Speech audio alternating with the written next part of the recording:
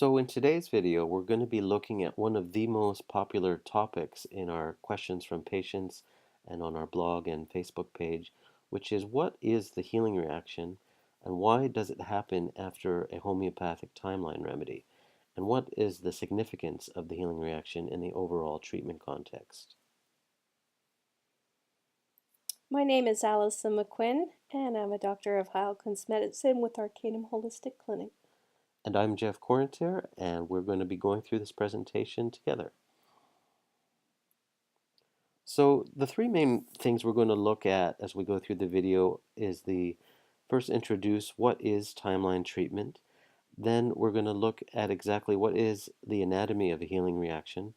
And finally, we're going to look at some real life examples just to help ground the concepts in more practical everyday scenarios that we can all relate to. So the question of what is timeline treatment, the image you see on your screen here is actually a cross-section of a tree that's been cut.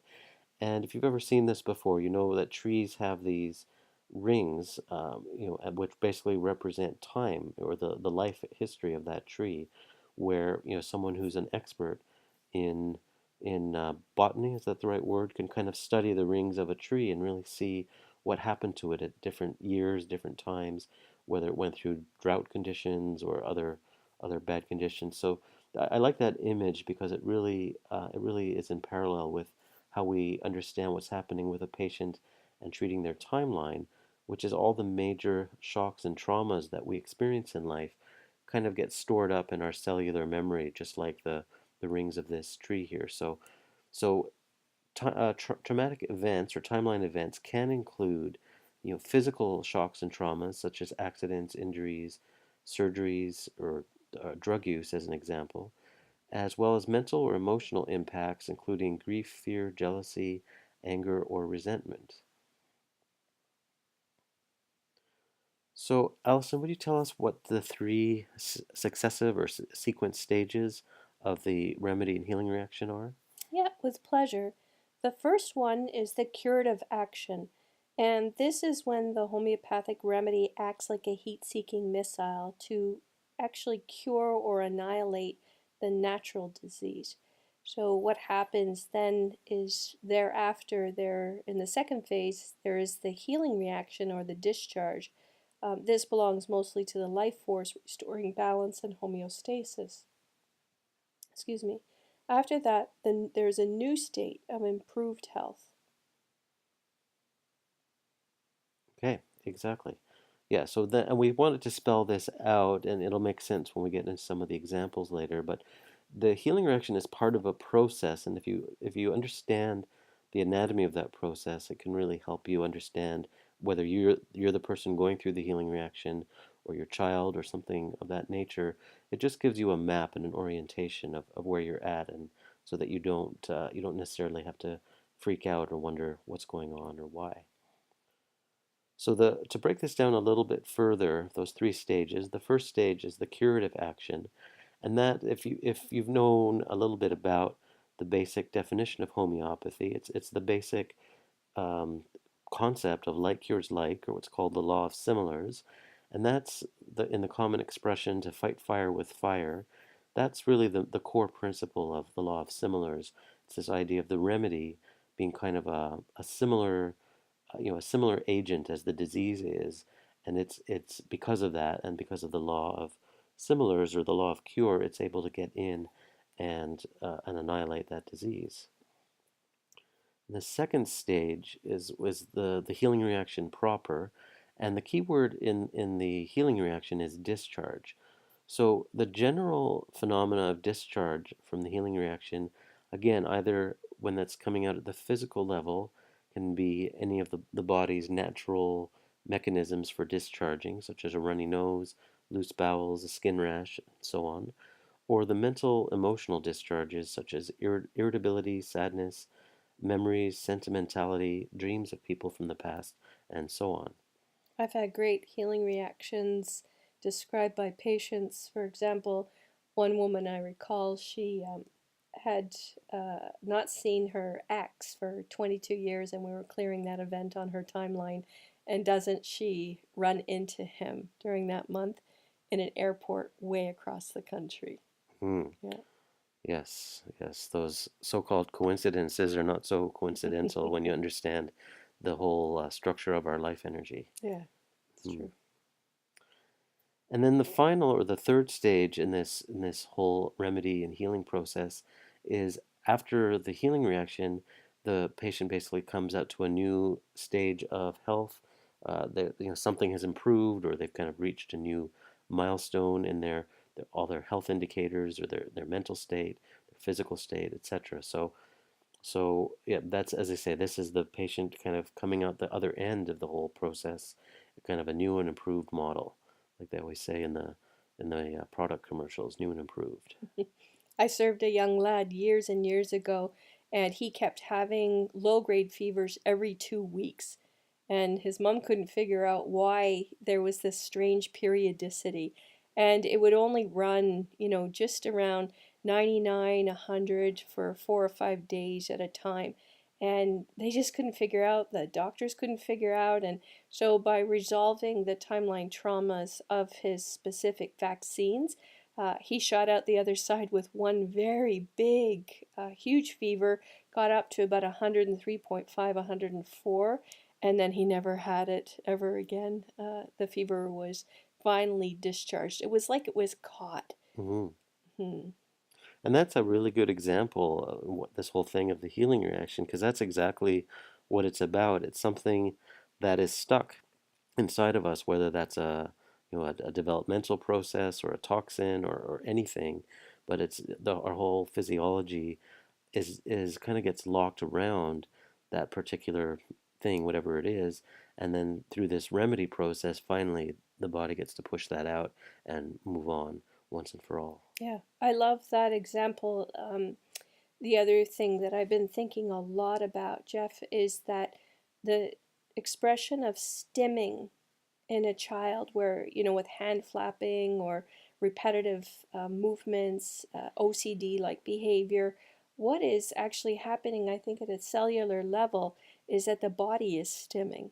Going back to that example with the low grade fevers coming and going, coming and going. Well, it's the same kind of gesture in nature as this stimming behavior. And I think, when all of that vaccine residue ends up in the tissues, the immune system is stimming, trying to remove it, but it just can't seem to get its feet underneath it enough to kick it out of the park.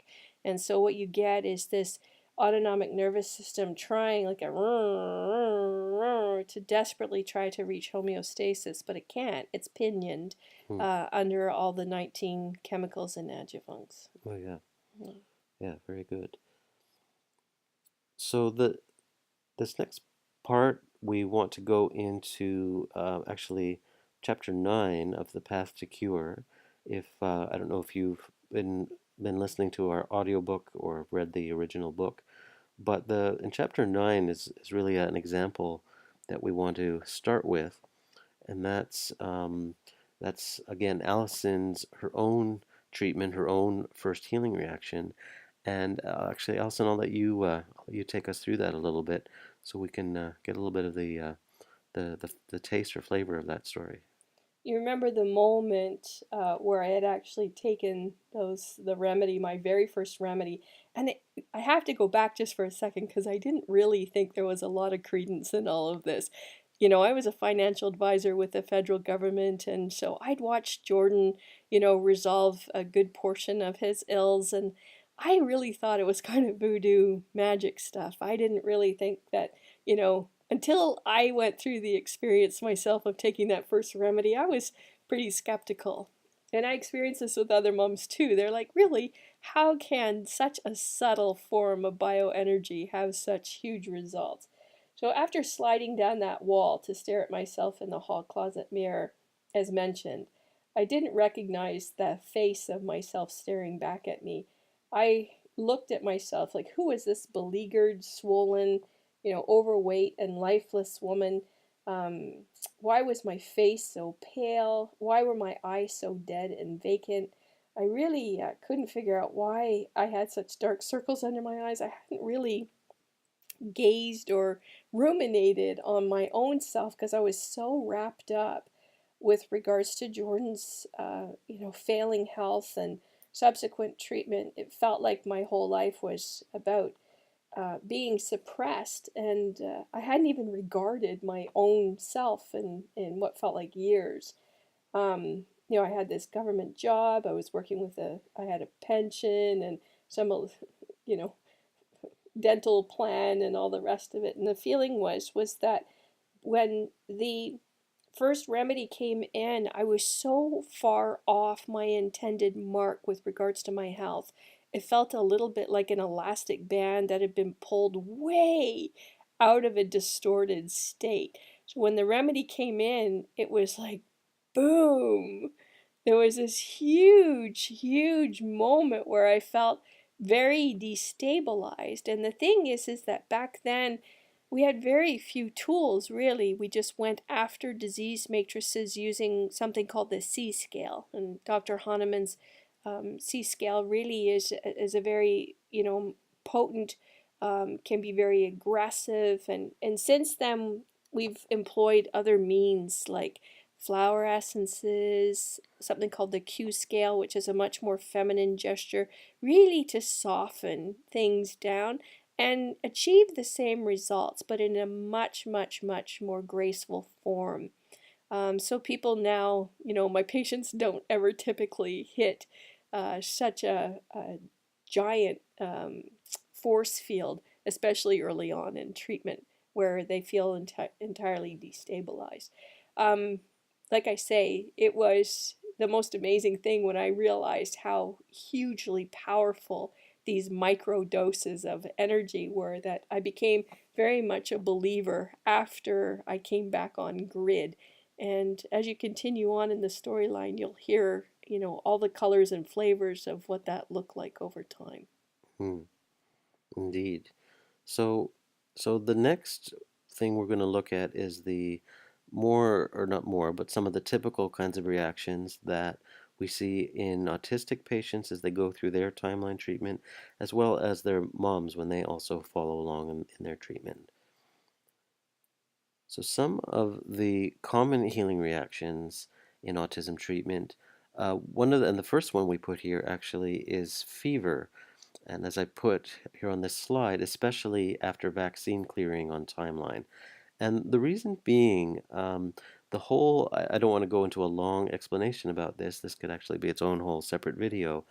But what's happening with vaccinations and why we focus on them as far as clearing on someone's timeline, especially in autism, those vaccines have really kind of inhibited or blocked the natural fever response in the child. And the fever isn't just like the high temperature, but the fever really is expressed in multiple different ways, including all the natural growth processes, the growth spurts children go through, the emotional development. All these things are driven on this fever kind of process in different forms. So, anyways, as I say, that could be a whole expanded on topic onto its own. But just to say, when we treat those vaccines, especially in autistic children and their timeline, that yeah, one of the common healing reactions can be a fever, which is a good thing. This just means that previously inhibited function is now able to come back out, fully express itself, and then move the child along on more of its natural development, bring some of what has been suppressed back out again. The other typical reactions can be different kinds of temporary regressions to previous stages of development, such as a child, say an older child who goes back to baby behaviors such as thumb sucking, or saying things like, "Oh, I want my baby blankie," or they want a toy they played with as a baby, or things along those lines, or just certain behaviors that were more like them of a number of years or stages ago. And again, that's temporary as part of the healing reaction, but what is being expressed out of the system, which didn't fully get to resolve itself in its natural time, in its natural way. I've had lots of babies tell their mamas that they want, their baba back Mm-hmm. and, put me back in the crib. Or I had one last week, a mom tell me that her child coming out of the autism spectrum was asking to be swaddled Mm-hmm. as they went through their birth trauma. Yeah. Yeah, that was amazing. They asked their mama to hold them. They brought the blanket to them and started to wrap it around, and they wanted the mama to wrap the blanket really tightly around their body. It was an amazing thing Mm-hmm. that it corresponded with their birth trauma. Oh, yeah. Hmm. Okay, and then of course, as we showed earlier, the three stages from the curative action of the remedy, the healing reaction, the final or the third stage brings us into the actual improvement that we get out of that.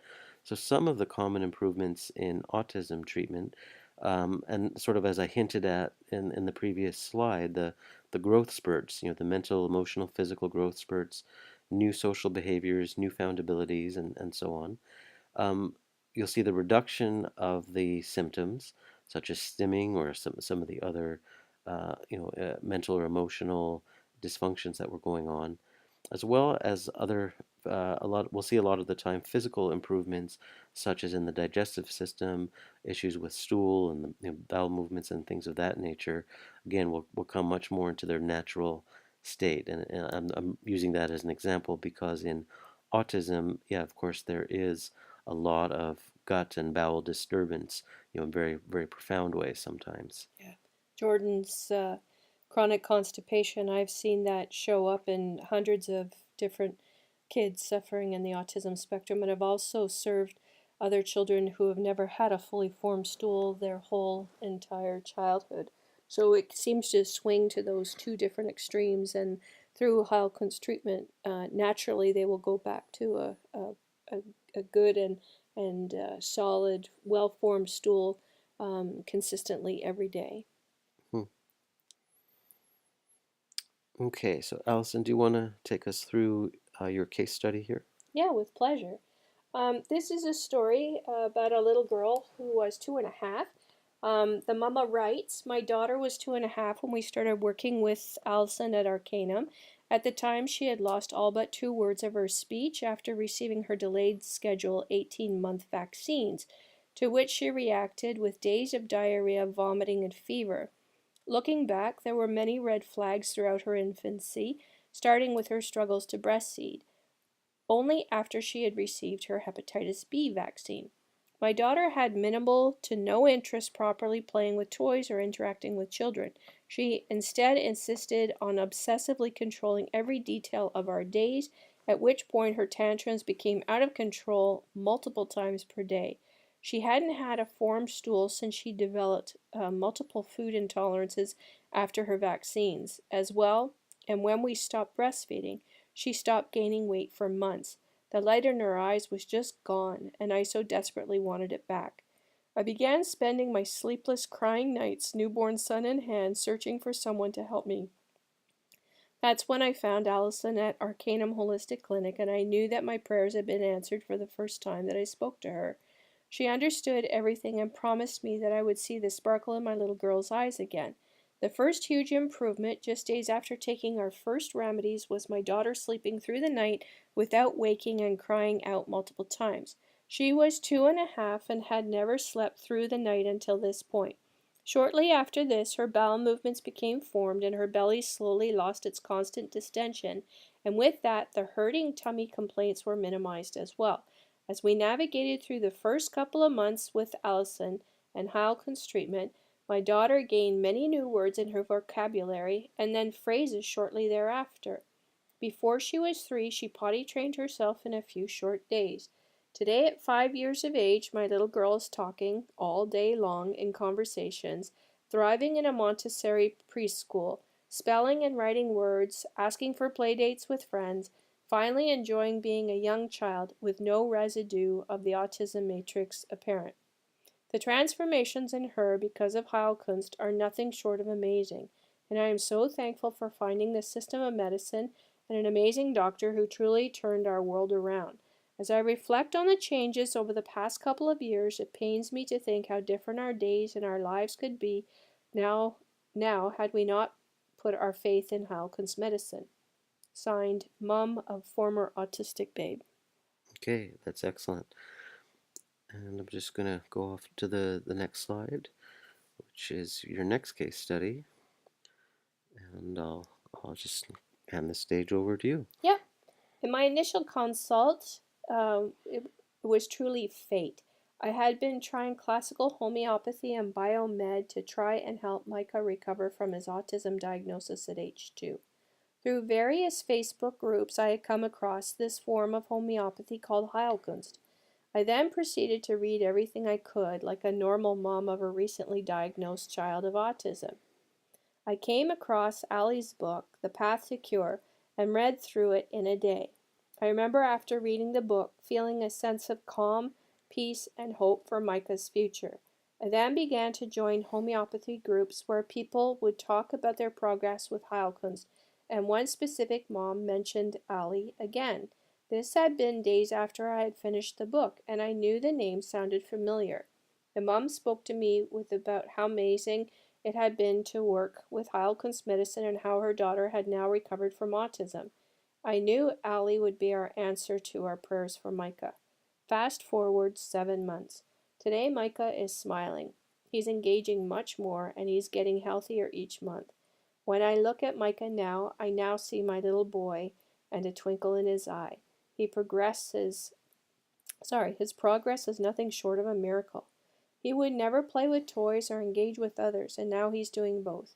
I too am being treated by Ali, and I'm seeing an amazing transformation which I know helps to accelerate Micah's progress. We couldn't be more thankful for Heilkunst medicine.